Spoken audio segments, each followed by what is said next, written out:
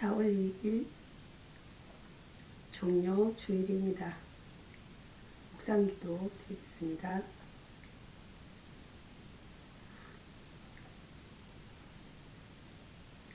기도 제목은 성화되지 않는 나를 용서하옵소서라는 기도 제목이 되겠습니다. 성경 구절은 야고보서 1장 3절입니다. 이런 너희 믿음의 실현이 인내를 만들어내는 줄 너희가 알미라. 오늘 하나님 아버지 새로운 아침을 선물로 허락하신 하나님 감사합니다. 벌써 한 해의 4번째 달을 맞이했습니다. 세월이 어찌나 빠른지 잡을 수도 없는데 벌써 새롭지 않게 된 올해를 어떻게 보내야 할지 다시 생각해보는 하루 되게 하옵소서. 길게 막혀버린 출근길에서 나는 15분이나 기다려서 지나가는 길을 단 3초도 안 쓰고 새치게 하는 차를 보며 얼마나 미운 마음이 들었는지 매일 경험하는 일이면서 매일 용서가 안 되는 한심함을 용서하옵소서. 2km의 길을 기다리며 수없이 끼어드는 차들을 향해 누구는 운전을 못해서 기다리는 줄 아나, 누구는 급하지 않아서 이러는 줄 아냐, 이 양심도 없는 한심한 인간들아 하면서 얼마나 그들을 비난했는지요. 오늘도 여지없이 미워했고 용서하자고 마음먹다가 경찰에 걸려 딱지를 끊고 있는 그 차를 향해 하마터면 손뼉칠 뻔한 나를 보며 그 유치함에 또 회개합니다. 도무지 성화되지 않는 나를 용서하옵소서. 오늘은 매 순간 똑같은 하나님의 윤리로 살게 하옵소서. 하나님 앞에서 나의 삶에 집중하게 하시고 다른 사람과 비교하여 섭섭해하거나 미워하지 말게 하옵소서. 오늘도 나에게 주신 이 하루라는 선물이 얼마나 찬란한 것인지 깨닫고 감사하게 하옵소서. 나의 모든 죄를 사하시는 예수 그리스도 이름으로 기도합니다. 아멘. 사도신경으로 신앙고백 드리겠습니다. 전능하자 선지를 만드신 하나님 아버지를 내가 믿사오며 그 외아들 우리 주 예수 그리스도를 믿사오니 이런 성령으로 잉태하사 동정녀 마리아에게 나시고 본디오 빌라도에게 고난을 받으사 십자가에 못 박혀 죽으시고 장사한 지 사흘 만에 죽은 자 가운데서 다시 살아나시며 하늘에 오르사 전능하신 하나님 우편에 앉아 계시다가 저리로서 산 자와 죽은 자를 심판하러 오시리라.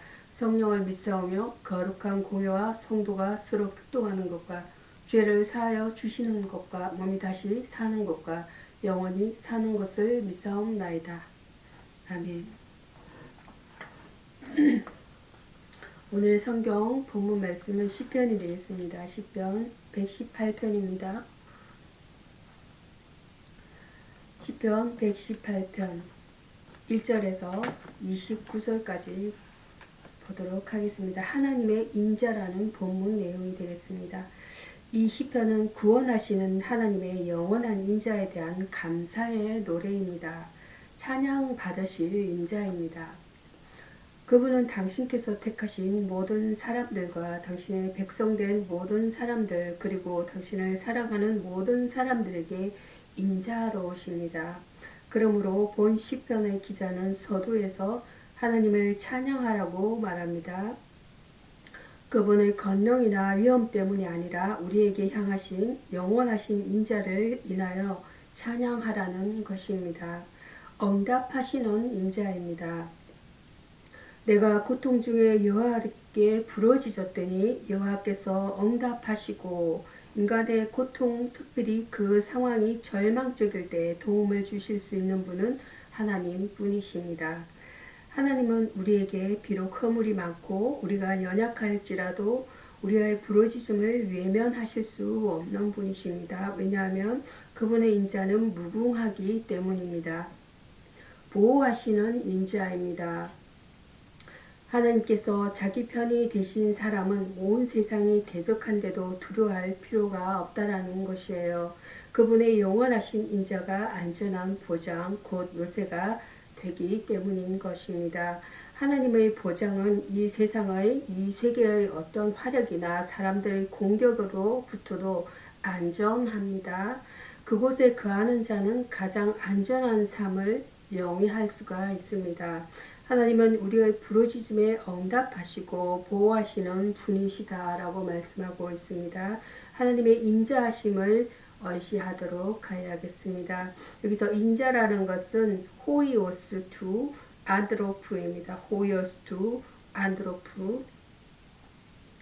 호이오스 투 안드로프라는 것은 헬라어가 되겠습니다. 이 후칭은 히브리어 벤 아담, 아람어 베로 에나시. 네, 좀 다양한 언어가 있습니다. 베로 에나시 아람어입니다. 히브리어 벤 아담, 아람어 베로 에나시입니다. 곧 사람의 아들이라는 말에서 유래되었습니다. 예수님은 인간의 형상을 입고 육으로 태어나셨습니다. 신약성경 이어서 마태복음입니다. 마태복음은 21장이 되겠습니다. 마태복음 21장. 마태복음 21장입니다.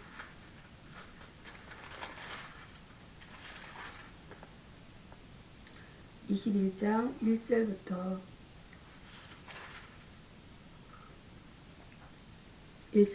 11절까지 말씀 본문 내용은 예루살렘의 입성이라는 본문 내용이 되겠습니다. 주님의 예루살렘 입성은 구약에 언급된 메시아적 예언의 성취로서 또 자기 메시아직의 공개 사건입니다. 나귀를 얻어서 타시고 입성함입니다. 그분이 어린 나귀를 타고 입성하실 것에 대해서는 이미 수백 년 전에 선지자 스가랴에 의해 예언이 되어 있었던 것이에요. 일반적으로 나귀는 평화의 상징으로 묘사됩니다. 그리고 이스라엘의 역사적 사건들을 회고하여 볼 때 그분의 입성하시는 모습은 당당한 승리의 입성이었으며 이 승리는 십자가의 죽음과 부활을 통해서 구체화되었다는 것이에요. 대군중의 환영을 받으며 입성함입니다. 주님께서 예루살렘에 들어오실 때 수많은 사람들이 그분을 환영했다는 했습니다. 하지만 그들 중 대부분은 그분이 누구인가를 바로 알지 못했으며 다만 그분이 행하신 표적과 교훈하신 말씀들 까닭에 열렬하게 환영했을 뿐이라는 것이에요. 우리는 얼마 후에 그들이 주님을 십자가에 못 박아야 된다고 외치는 험악한 무리로 돌변한 것을 알 수가 있습니다. 예수님의 입성에 예루살렘이 소동함입니다. 그리스도의 생애와 관련하여 예루살렘에 두 번의 소동이 있었는데 한 번은 그분이 탄생하셨을 때였고 또 한 번은 그분이 어린 나귀를 타시고 예루살렘에 입성하였을 때였습니다. 그분은 참으로 놀라우신 분이시다라는 것이에요. 예루살렘의 소동 가운데서도 그 소동 가운데서도 당신의 일을 묵묵히 수행하셨습니다. 세상의 소동이 그를 움직이지 못했다는 것입니다. 성리와 평강을 주시고 우리를 구원하시기 위해 주님은 예루살렘에 입성하셨다는 말씀 내용입니다. 여기서 영광이란 것은 카보드라고 합니다. 영광, 카보드, 독사. 히브리어 카보드, 헬라어 독사입니다. 독사. 하나님의 탁월성, 완전성 그리고 임재를 표현하기 위해 특별히 사용되는 용어라고 말씀하고 있어요. 피조물인 인간은 하나님의 영광이 나타날 때 회개하고 감탄하고 찬양해야 된다는 것입니다. 이어서 빌립보서입니다. 이어서 빌립보서 2장입니다. 빌립보서 2장 5절에서 11절 본문 내용이 되겠습니다. 겸손에 도라는 본문 내용입니다. 바울의 겸손의 본보기를 내세우는데 그것은 바로 예수 그리스도의 겸손인 것입니다. 겸손의 도에 대해서 살펴보도록 하겠습니다. 겸손으로 하나가 됨입니다. 1절에서 4절입니다. 겸손한 마음은 자기보다 남을 더 낮게 여긴다고 하였습니다. 자신의 단점을 보면서 남의 장점을 볼 때 하나가 될 수 있다는 것이에요. 겸손은 모든 사람과 연결하는 고리라고 할 수가 있겠습니다. 겸손한 마음은 예수님의 마음인 것입니다. 나는 마음이 온유하고 겸손하니 나를 멍에를 메고 내게 배우라고 하셨습니다. 마태복음 11장 29절입니다. 겸손의 모범을 보이신 예수님입니다. 5절에서 8절입니다.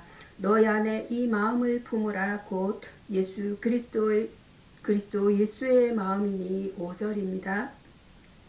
우리가 겸손하자면 겸손의 모본을 보이신 예수님의 마음을 품어야 된다는 것이에요. 그리스도는 하나님과 동등되는 영광을 포기하시고 사람의 몸을 입으시고 종의 형체를 취하시고 우리의 죄를 위해 십자가에 죽기까지 복종하셨다는 말씀 내용입니다. 겸손한 자를 높이심입니다. 9절에서 11절이 되겠습니다. 예수님은 누구든지 자기를 낮추는 자는 높아지리라. 마태복음 23장 12절입니다. 라고 말씀하신 대로 겸손을 통하여 높임을 받으셨습니다. 베드로 사도는 하나님이 교만한 자를 대적하시되 겸손한 자들에게는 은혜를 주시느니라. 베드로전서 5장 5절에서 말했습니다. 하나님 앞에 교만했던 사단은 하나님의 대적이 되어 쫓겨났습니다. 우리 모두 겸손으로 하나 되어 그리스도를 본받는 실천적 삶을 전개하도록 해야 합니다. 여기서 겸손이라는 것은 아나우입니다. 아나우 그리고 타페이노 아나우는 히브리어가 되겠습니다. 그리고 타페이노라는 것은 헬라어가 되겠습니다. 겸손입니다. 겸손은 교만이나 오만의 반대적인 개념이지만 자기 자신의 죄에 대한 자각에서 비롯된다는 것이에요. 자기의 높은 가치를 알면서도 자기만 못한 자를 섬기려는 태도를 말하고 있습니다. 이어서 마태복음입니다. 마태복음 11장 되겠습니다. 마태복음 27장입니다. 마태복음 27장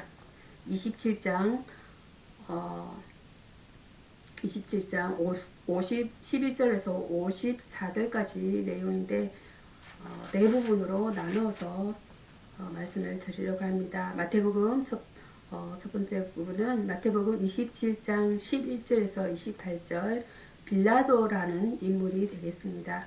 이스라엘을 지배하고 있던 빌라도 총독은 예수님을 재판하여 사형에 넘겨준 역사적 오명을 남긴 인물입니다.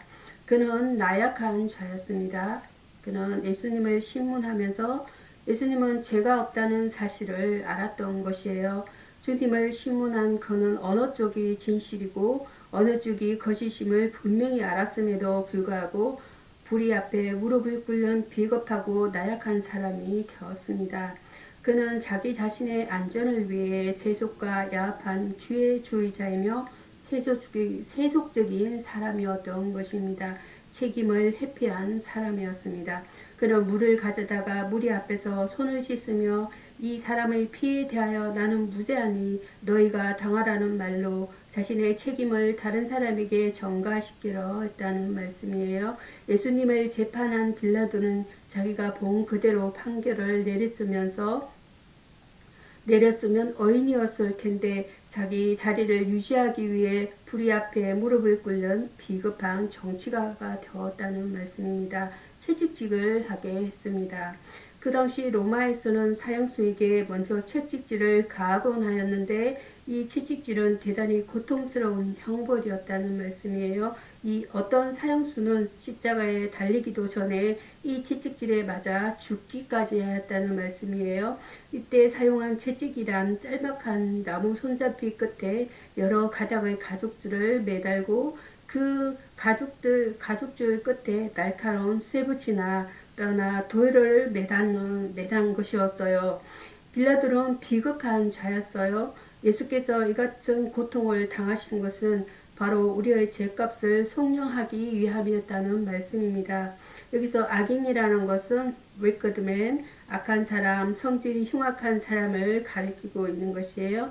성경적으로 불경건한 자, 불신앙의 사람이 이에 속한다는 말씀이고요.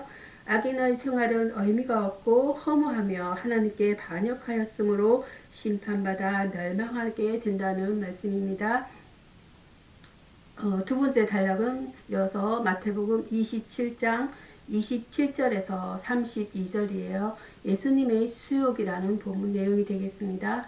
빌라도 총독 관저에서는 세 가지의 희롱이 있었는데 홍이와 가시 멸루관과 갈대 사용이었다는 말씀입니다. 홍의를 입힌 희롱이었습니다. 28절입니다. 이것은 일종의 군인들, 행정관, 왕들이 입었던 망토였는데 놀림을 주기 위해 황제의 자색옷을 흉내낸 것이었다는 것입니다. 그리고 낡은 천이었다고 합니다. 그러나 이런 희롱의 영적 의미로는 붉은색은 예수 그리스도의 보혈의 색깔을 의미한다는 것이에요. 낡은 천은 이사야 선지자가 예언한 것처럼 상한 갈대와 꺼져가는 심지를 연상케 한다고 말씀하고 있어요. 가시 면류관을 씌운 희롱이었다라는 것이에요. 29절입니다. 이런 거룩하고 위험 있는 왕관 대신에 부끄러움을 준 가시관이었다는 것입니다. 그리고 그것은 끝이 날카롭고 아주 뾰족한 억센 가시덤불로 이루어진 것이었습니다. 그러나 이런 희롱의 영적 의미는 신앙적 고난을 예표하기도 합니다. 이 신앙적 예표의 외형은 추했으나 인내 속에 나타내준 예수 그리스도의 영광이 있다고 말씀합니다. 갈대로 친 희롱이었습니다. 29절에서 30절입니다. 갈대는 천한 풀입니다. 그리고 평범한 것이에요. 하지만 바로 여기에 기독교의 원리가 담겨 있다는 것이에요. 왜냐하면 예수께서는 마구간에서 탄생하셨고 예수님의 공생의 전 생애에는 평범한 인간과 같았기 때문인 것이에요. 또한 매질 당하심은 원수 사랑의 극지를 표상하신 것입니다. 또한 의인의 모습인 것이에요. 그리스도의 수용은 무한한 사랑, 영원한 행동을 의미한다고 말씀하고 있어요. 여기서 수반이라는 것은 파스쿠라고 합니다. Hello, 파스쿠. 예수께서 지상생활의 마지막 주간 동안 죄인들을 구원하기 위해 당하신 고난, 특히 십자가의 못 박히심과 죽으심을 전후해서 당하신 고난을 말합니다. 예수님의 고난을 통해 구원의 길이 열렸다는 것이에요. 이어서 세 번째 단락이 되겠습니다. 마태복음 27장 33절에서 41장이에요. 남은 구원하고 라는 내용이 되겠습니다. 본문은 그리스도께서 십자가에 달리심에 관해 언급하고 있어요. 주께서 십자가에 못 박히심입니다. 그분의 십자가는 매우 특별한 의미를 가지고 있다는 것이에요. 그것은 그분이 받으셔야 할 영광이요. 요한복음 13장 31절입니다. 죄에 대해 단번에 죽으심이며 그분을 믿는 우리의 죄가 십자가에 못 박힘을 상징하는 것이에요. 주께서 십자가를 거부하셨다고 하면 우리는 영원히 죄의 멍에를 벗어버릴 수 없었던 것입니다. 예수의 머리 위에 있는 죄패입니다. 그분의 머리 위에 있는 유대인의 왕이라는 죄패가 붙어 있었습니다. 주님은 진정한 유대인의 왕이시요 온 세계의 왕이시다라는 말씀이에요. 땅에 있는 자들은 물론 하늘에 있는 자들과 땅 아래 있는 모든 자들도 그분 앞에 엎드린다는 것입니다. 우리는 그분을 나의 생명의 구주, 나의 왕으로 모셔드리고 순종하도록 힘쓰자는 내용입니다. 조롱하고 비웃는 사람들입니다. 자기의 유익만을 위해서 사는 사람들이 있는가 하면 자기보다 남을 먼저 생각하고 이웃과 사회의 유익을 위해서 봉사하는 자세로 사는 사람들도 있다는 것이에요. 많은 사람들이 주를 비웃고 조롱하면서 말하기를 저가 남을 구원하면서 자기는 구원하지 못한다라고 하였습니다. 그러나 자기를 희생하지 않고는 진실한 봉사가 불가능하다는 것입니다. 이 시대를 살아가는 성도는 자신의 상태를 확인하고 올바르고 합당한 삶의 자세를 견지하도록 해야 합니다. 여기서 성취라는 것은 말에 플레오로라고 합니다. 말에는 히브리어가 되겠습니다. 플레로라고 합니다. 헬라입니다. 사람의 생애나 예언, 약속, 계획이 시공간적으로 그대로 이루어지는 것을 말합니다. 성경에서 성취에 대한 거의 모든 언급은 이러한 기초 위에서 이해될 수가 있겠습니다. 세 번째 단락에 이어서 네 번째 단락이 되겠습니다. 마태복음 27장 45절에서 46절입니다. 처절한 아픔이란 내용이 되겠습니다. 본문에서는 우리는 우리의 마음을 찢어놓은 주님의 고통스러운 신음소리를 듣게 됩니다. 주의 처절함에 대해 교훈합니다. 우리 중 아무도 하나님 앞에서 인간의 죄를 인식하거나 그 죄로 인한 고통의 무게를 느끼지 못하던 그 때에 하나님의 아들은 온 세상보다 더 무거운 죄악을 자기 몸으로 감당하셔야 했습니다. 엘리 라마 사박다니 46절입니다.